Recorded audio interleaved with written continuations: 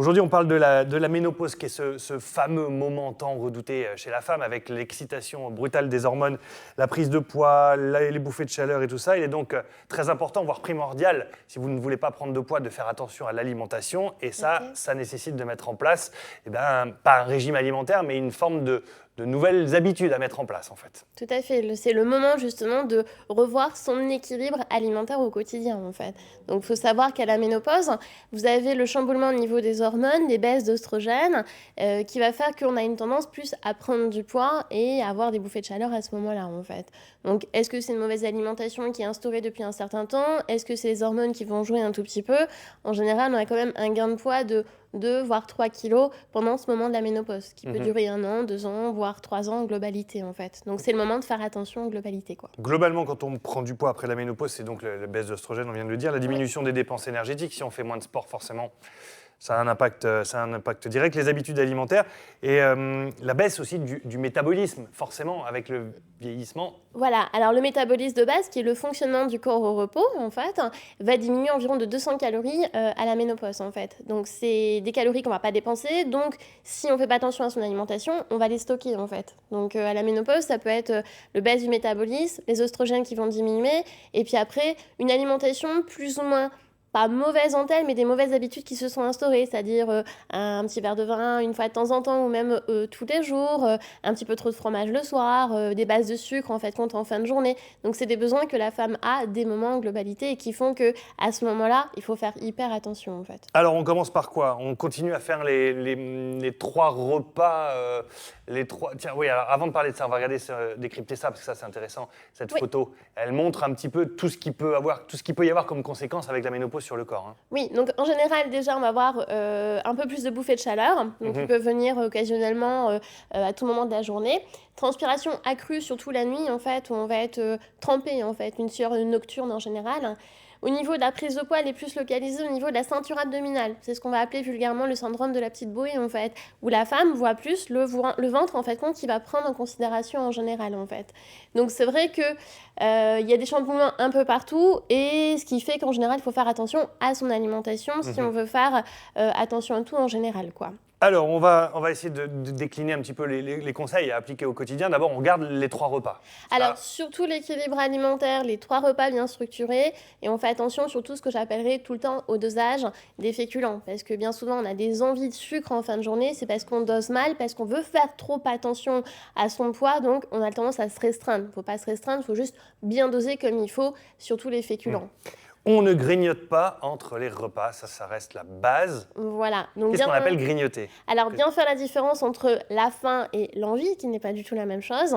Donc, le grignotage, bien souvent, ça vient en dehors des repas, et quand on n'a pas forcément faim, mais on a plutôt des envies, en fait, de chocolat, de bonbons, des choses comme ça. Donc, on fait attention à bien structurer les repas pour éviter justement ces envies de sucre rapide en globalité, donc pas grignoter entre les repas. Après, on peut faire une collation dans l'après-midi si on a besoin en général, quoi. Petite question personnelle, moi juste avant que je fasse à manger, genre 1 heure avant, j'ai toujours tendance à goûter un peu tout ce que je vais faire à manger. Oui. Est-ce que ça c'est considéré comme grignoter ou pas? Bah, plus ou moins, on peut goûter pour voir ce qu'on est en train de faire, mais ça dépend si... goûter plus. Bah, goûter plus, là, ça restera vraiment un grignotage, fromage, en fait. des amandes, des trucs comme ça. Alors ça, c'est un grignotage, mais si vous goûtez le repas, justement, que vous êtes en train de faire, on goûte davantage, ça peut être le petit morceau de viande qu'on est en train de faire, pour voir si c'est bien dosé comme il faut au niveau des épices, des aromates, voilà. Mais manger, ouvrir le frigo, manger un bout de fromage, un bout de pain, etc. Sans s'occuper, quoi. Ça, c'est considéré comme du grignotage, donc ça, on fait attention. On fait attention à la dose des féculents, notamment le midi. On ne supprime pas le midi. Hein. Non, en général, donc la femme, à ce moment-là, elle voit qu'elle prend un peu de poids, elle a tendance à trop se restreindre, en fait. Donc il faut bien doser les féculents, parce que pas assez de féculents entraîne des envies de sucre rapide en fin de journée. Donc un bon dosage de sucre lent, des fruits et légumes, qui est protecteur en général au niveau des hormones ici, des bonnes graisses aussi, parce qu'une alimentation riche justement en oméga 3 va permettre de réduire les bouffées de chaleur en général, quoi. D'accord. Donc, on limite logiquement la prise d'alcool, hein, c'est-à-dire passer... Oui, alors qui n'est pas interdite, mais l'alcool fait grossir aussi un peu plus, donc si à ce moment-là on a déjà une tendance à prendre du poids, l'alcool fait grossir et c'est un excitant aussi, donc par rapport au niveau des bouffées de chaleur, il faut limiter la prise d'alcool. On limite les sucres rapides, c'est-à-dire tout ce qui est bon, quoi. Le chocolat, Gâteau, bonbons, les gâteaux, chocolat. les bonbons, ouais. Voilà, c'est ça. Donc, surtout, on fait attention. Ça peut être une prise de sucre rapide, un petit morceau de chocolat tous les jours, ça fait vraiment pas de mal à personne. Le plaisir d'une pâtisserie une fois par semaine, ok, mais il faut pas tous les jours des petits gâteaux en général, quoi. Le C'est soir ça ou qui est pas le bon. midi, la pâtisserie? En globalité, il vaut mieux le midi quand même. D'accord. Mais après, je dirais toujours, faut la manger quand est-ce qu'on l'apprécie davantage, en fait. On essaie de boire 1,5 litre d'eau par jour réparti sur tout au long de la journée. Ça, c'est un truc à renforcer vraiment au moment de la ménopause. Oui, parce que comme on a beaucoup de bouffées de chaleur, la transpiration, etc., il faut justement privilégier beaucoup d'eau. Et pourquoi pas des eaux plus riches en calcium, parce qu'à la ménopause aussi, on a aussi l'ostéoporose qui peut s'installer en général, quoi. D'accord. Et puis on termine avec effectivement, peut-être pour compenser, une augmentation aussi des activités sportives, physiques. Tout à fait, oui. Comme justement la dépense énergétique va diminuer, on va essayer d'augmenter justement cette dépense énergétique par rapport à l'activité physique qui va renforcer en général l'aspect musculaire, parce que aussi à la ménopause, c'est là on commence à baisser un petit peu au niveau de la masse musculaire en fait. Est-ce que, pour finir, tout ce que vous venez de dire s'applique aux hommes aussi? Ah oui, Avec tout à fait. L'andropause, c'est ça? L'andropause, oui, tout Ça à s'applique fait. de la même façon? Donc après, ça s'applique exactement de la même façon, sachant que si la femme a tendance à prendre du poids à la ménopause, localisé sur la ceinture abdominale, vraiment de partout, l'homme, ça sera plutôt la même chose, mais plutôt devant en fait. Ouais. Donc si on mange équilibré, ça sera exactement la même chose en fait. Sauf que les hommes sont moins régis par les hormones que nous en général. Mais ça sera exactement les mêmes conseils, les 3 repas, pas de grignotage, on diminue l'aspect de l'alcool, on fait attention aussi au niveau du sel et au niveau des graisses en général, quoi. Et il n'y a pas de ventre. Très Et bien. il n'y a pas de ventre, on Merci. est bien comme il faut. Merci beaucoup, Marie. Anne-Sophie, comment ça se passe du côté de chez vous? Est-ce que vous avez des réactions, des commentaires liés à cette alimentation par rapport à la ménopause? Déjà, moi j'ai une réaction par rapport à ce que vous avez dit tout à l'heure. Quand vous dites quand je prépare à manger, voilà, j'aime bien goûter 1 heure avant. Eh bien, moi, j'appelle ça de la bienveillance. Vous pensez à celles et ceux pour qui vous préparez le repas et Non. vous voulez être sûr que tous les aliments Non. soient bons. Ça, c'est gentil, mais non. C'est juste parce que ça m'occupe et que je trouve ça bon de boulotter un morceau de fromage avant de le mettre à cuire, par exemple. Oui, mais ça ne se voit pas. Non. Donc voilà, pour le moment, vous pouvez y aller. L'andropause, c'est pas encore le moment. En revanche, Marie, nous avons eu quelques questions, eh bien évidemment, beaucoup féminines, je dirais, ce matin. La première, c'est Cathy. Cathy qui a 48 ans et elle dit « Je suis ménopausée vraiment depuis 1 an ». Et elle est désemparée parce qu'elle a pris 10 kilos et 2 tailles en 1 an. Et elle dit « J'ai beau essayer de faire ce que je peux, ça ne part pas ». Alors elle se pose la question, est-ce qu'une fois qu'on a pris des kilos après la ménopause ou pendant la ménopause, est-ce que c'est foutu? Alors non, c'est pas foutu du tout. En général, par rapport à la ménopause, bon, 10 kilos, ça paraît beaucoup. Donc, c'est peut-être pas que lié à la ménopause. Il faut savoir que cette prise de poids, ça peut être la ménopause, ça peut être l'alimentation, ça peut être aussi un état de stress, d'anxiété, ça peut être le travail, ça peut être la maison. Il faut vraiment se poser les questions, qu'est-ce qui s'est passé à ce moment-là.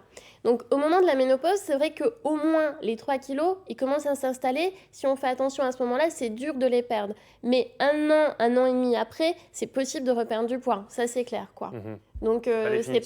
c'est pas du tout qu'on est vraiment définitif. sûr de... Le tout, c'est il faut pas restreindre son alimentation, mais il faut bien faire le point de ce qui va, qu'est-ce qui va pas. Est-ce que j'ai tendance à grignoter sans pour autant m'en apercevoir? Est-ce que je restreins pas trop mon alimentation? Parce que moi, bien souvent, je peux avoir des personnes en consultation et elles font trop attention, en fait. C'est-à-dire qu'elles réduisent trop de choses, alors qu'au final, il faut remettre plutôt la base féculent, en fait.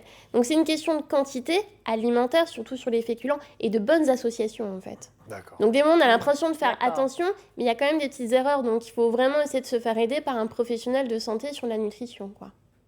Mais c'est pas Donc définitif. on recommandera aussi Pardon? à Isabelle de consulter un professionnel de l'alimentation puisqu'elle a 54 ans. Elle dit « Je mesure 1,56 m, je fais 62 kilos. Elle est ménopausée depuis 3 ans. Elle dit « J'ai gonflé, j'ai pris du poids et au secours Marie, parce que je n'aime plus du tout mon ventre avec la ménopause. J'ai l'impression que c'est un amas graisseux. Et là, franchement, que faire ?» Alors c'est vrai, comme je disais tout à l'heure, en général, la prise de poids, c'est le syndrome de cette petite bouée, cet amas graisseux. On peut avoir des gens qui sont tout à fait filiformes, les bras aussi, et c'est tout au niveau du ventre, quoi. Donc après, c'est l'alimentation, et après, c'est beaucoup d'activités physiques. C'est à ce moment-là qu'il faut faire beaucoup de sport, centré sur la ceinture abdominale, de la piscine, de la marche rapide, de la course à pied, des abdominaux, en fait. Donc c'est tout un ensemble d'eux, en fait, et il faut faire vraiment attention à tout, en fait. On oublie toutes ces espèces de pubs avec les ceintures électriques et tout ça, ça n'a pas d'intérêt, ça. Non, ça n'a pas vraiment d'intérêt. Après, ça peut aider plus ou moins, mais ça va pas forcément vous faire perdre du poids en général, quoi. D'accord. Donc le tout, c'est le sport au quotidien de manière normale. Et après, il faut essayer d'un petit peu relativiser, ne pas trop se fixer dessus, parce que plus on va y penser, et pire c'est, en fait. Mais c'est vrai que c'est un moment très dur chez la vie d'une femme en général, quoi. Et ben voilà, D'accord. on sait Merci tout. beaucoup. Merci.